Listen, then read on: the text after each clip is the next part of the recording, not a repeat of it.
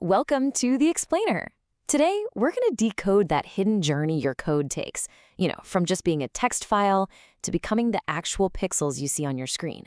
And trust me, this is the key to understanding why some websites feel incredibly fast and others, well, they just don't.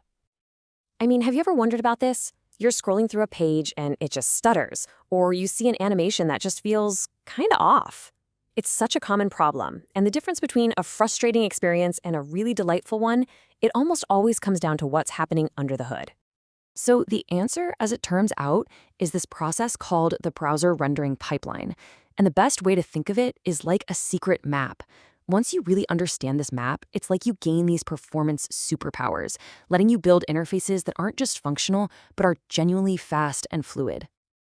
All right, so let's follow that map. We're going to start by understanding the path from your code to the screen. Then we'll see how the browser creates its own architectural blueprints, figures out the final layout, and actually paints the page. And then we'll put it all together to unlock those performance superpowers. So what is this path to pixels anyway? Well, simply put, it's just the series of steps a browser has to take to turn your HTML, your CSS, and your JavaScript into something a user can actually see and interact with. And let me tell you, understanding this process is really what separates good developers from truly great ones when it comes to UI performance. Okay, let's dive into our first major stage. Before a single pixel can even be drawn, the browser has to understand what you've actually given it.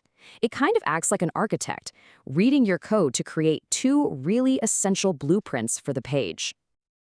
So, that first blueprint comes from your HTML. The browser gets the raw text from the server, but it doesn't just read it, it parses it, converting it into this logical, tree-like structure that it can actually work with. This is the document object model, or what we all call the DOM. It's basically the skeleton of your site. And this illustrates that conversion perfectly. Over on the left, you've got a simple little piece of HTML for a card. And on the right, you can see how the browser represents that in the DOM tree. It's a div node with two children, an H1 and a P. This structure is the absolute foundation for everything that's going to happen next. But hey, structure alone isn't enough, right? We need style.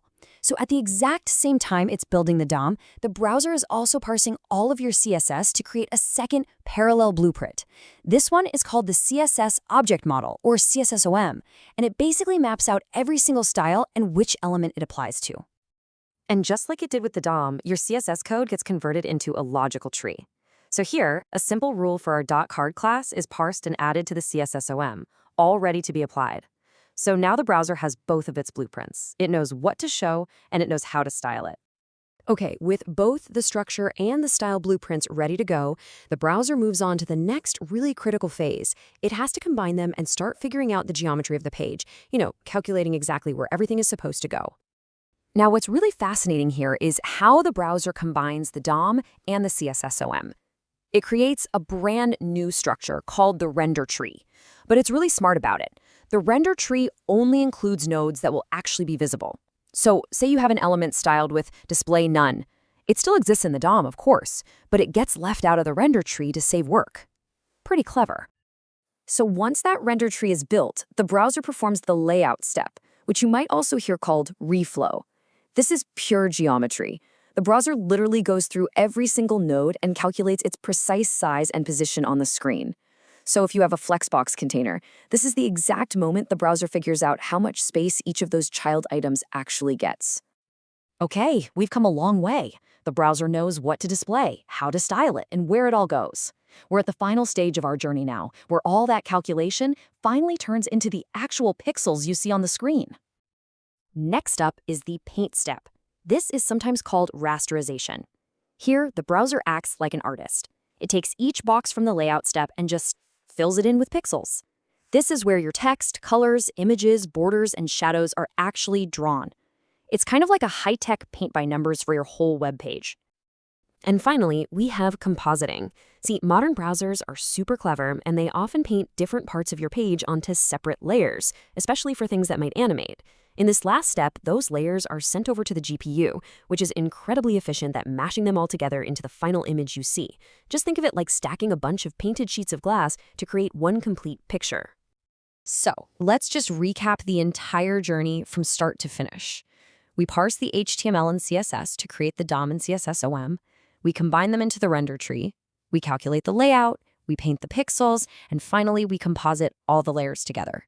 Understanding this precise sequence, that is the absolute key to optimization. All right, now that we know the map, it's time to unlock those performance superpowers.